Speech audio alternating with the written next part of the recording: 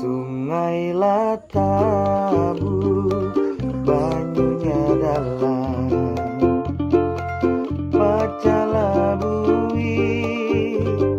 di Sungai Asam. Kurang air tapi kau hujan Nah, wajar dipanggil nah. Panjang umur. Panjang umur pulang dasar 2 kali lipat umur ini. Tuh wariknya sudah tapi kau hujan lagi garingan dan naik. Membeto sudah. Membeto murid sudah warik Tuhan membeto. Nah, semalam kita lah panggilan tentang orang Banjar lah. Nggih. Jadi Ada ulun sudah melihat videonya. ada videonya lah. Sama Nah, ulun juga. semalam tuh kita berkisahan mengambil contoh di Sungai Tabuk. Ambil contoh semalam kalau Studi contoh. kasusnya ya, Ya, Pak. studi kasusnya di Sungai Tabuk. Tapi yang dipanjarakan itu kan tentang katakanlah beragamnya kayak itu. Beragamnya dari sudut budaya sungguhnya. Sudut budaya, dilihat dari sudut budaya. Bahwa orang Banjar itu dari apa yang pernah ditulis, diperkenalkan istilah ini walaupun sudah beberapa kali orang menulis tapi kada pernah menyebut sumber. Sumber nang ampun asal anu nih. Asal penyebutan peragaman Banjar nih. Kada sedikit tuh. Nang manut agar diketahui juga bahwa itu diperkenalkan oleh seorang datunya sejarah di Kalimantan Selatan, sejarah Banjar ini maupun tentang Dayak Ngaju di Banjar. Itu paguruan kita Berataan. Artinya walaupun ada paguruan secara langsung kayak aku langsung lawan beliau nang memperkenalkan sila tadi. Kalau Bu Andikam ini guru tidak langsung karena nang dibariakan lawan Bu Andikam ini ya dari Sidin juga. Nah, Sampai aja sanatnya. insya Allah sampai.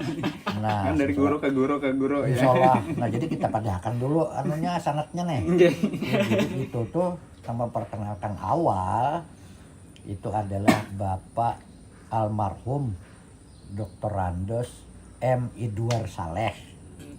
Nah, Iya, kesusidin. amin.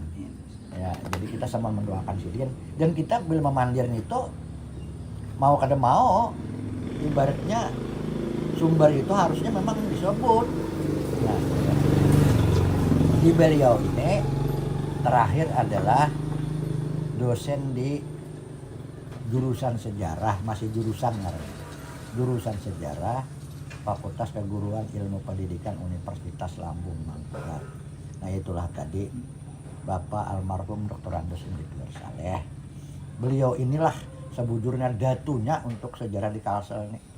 Hampir tulisan-tulisan yang berhubungan dengan Banjar, ya, Banjar, ya. Kalau merujuk pada penelitian masa lalu, pasti ampun Sidin, pasti. Kecuali penelitian hanyar, tapi tetap juga merujuk ke referensi lama kalau. Nah, referensi lama ini pasti ampun Sidin. Tapi orang kadang menyebut sumber mungkin kada tahu. Yang paling monumental beliau ini adalah menentukan hari jadi, hari lahir kota Banjarmasin hasil penelitian Sidin. Ya. Sayangnya tiap kali seremoni itu dilaksanakan Ya, sangat minim kita dengar itu muncul. ada minim lagi kada ada. Nah, Jadi minim kan paling ada di Gang Mawar nih kita muncul. ya, Sebenarnya di Gang Mawar kan Ya. tiap kali hari jadi itu misalnya kita bermajelisan kita pandir ngaran Sidin. Iya. Malah dalam skala kecil di Gang Mawar tapi seremoni kota seorang awal disambut kada. kada pernah kita mendengar. Iya. Misalnya hanya ada riwayatnya. Cuma siapa nang bakasnya melakukan penelitian itu nang paling palit karena banyak waktu itu nang mengungkap itu. Mengungkap hari lahir nih. Nggih. Ampun Sidin ini yang paling palit datanya tentang hari lahir kota Banjarmasin. Ya kan? Nah, itu dengan merujuk kepada setelah Pangeran Samudra kemudian menjadi Suryansa itu kan. Nah, itu rujukannya kayak itu. Jadi itulah dianggap sebagai titik dari adanya orang Banjar. Nggih. Adanya orang Banjar. Kalau dulu kan orang Banjar itu tergantung dari aliran sungai, ngaran penduduknya nih. Misalnya orang Balitong, karena bagian di Balitong, orang Kuin, karena bagian di Kuin. Nah, orang Muara Kalayan, karena bagian Muara Kalayan. Lalu yang di sana Pang, orang Daha, negara Daha. kan kayak itu. Spasial jadinya lah. Iya, spasial. Kemudian orang muharabahan. Wah ini jadi marabahan kan? Orang muharabahan karena di sana ada sungai Bahan. Nah, jadi beliau inilah yang paling monumental, yakni melakukan penelitian dan itu diamini gitu. Hari lahir Kota Banjarmasin itu dari hasil penelitian beliau. Nah itu tuh kita generasi anom nih wajib tahu. Nah, kemudian penelitian tentang Perang Banjar. Sidin juga ya. Oh iyalah gitu. Karena apa? Karena beliau ini sebelum jadi dosen di jurusan sejarah FKIP ULM itu adalah orang yang bekerja di Arsip Nasional Arnas Jakarta itu. Dan beliaulah yang mengumpulkan dokumen-dokumen di Belanda itu tentang Perang Banjar, lukisan Perang Banjar itu semua bawaan Sidin di Belanda. Buku-buku Banjarmasin Kris, Panres itu bawaan Sidin. Jadi jadi banyak kita ini menulis itu kadang-kadang, bukan kadang-kadang, ada menyebut sumber gitu. Tapi kada apa-apa, pahalanya pasti sampai on beliau kan. Iya, Karena Tuhan itu kada guring. Nah, ya kalau lain kayak kita bisa melandau. Nah, bisa terlewat. Nah, jadi itu lalu beliau ini merumuskan lah. Karena beliau ini emang aslinya orang Margasari, aslinya gitu. Jadi beliau tadi bekerja di Arsip Nasional, lalu jadi membawa seluruh hampir katakanlah 2/3 lah arsip tentang Banjar di bawah Sidin, termasuk tentang kerajaan, tentang budaya, banyak di bawah Sidin. Nah lalu setelah Sidin semuaan itu ada di Arsip Nasional, bekas carian Payduar tadi ada di bagian yang pernah ke Arsip Nasional membongkar tentang Kalimantan Selatan itu semuaan titisan paluh tulang Sidin di negeri di Belanda sana. Nah, jadi lalu pas Sidin kasih waktu itu di sini membuka tanggarannya IKIP cabang Bandung. Nah, Sidin lah salah satu daripada orang yang paling tua senior yang mandus ini tadi IKIP cabang Bandung sebelum jadi jurusan sejarah FKIP Unlam nih.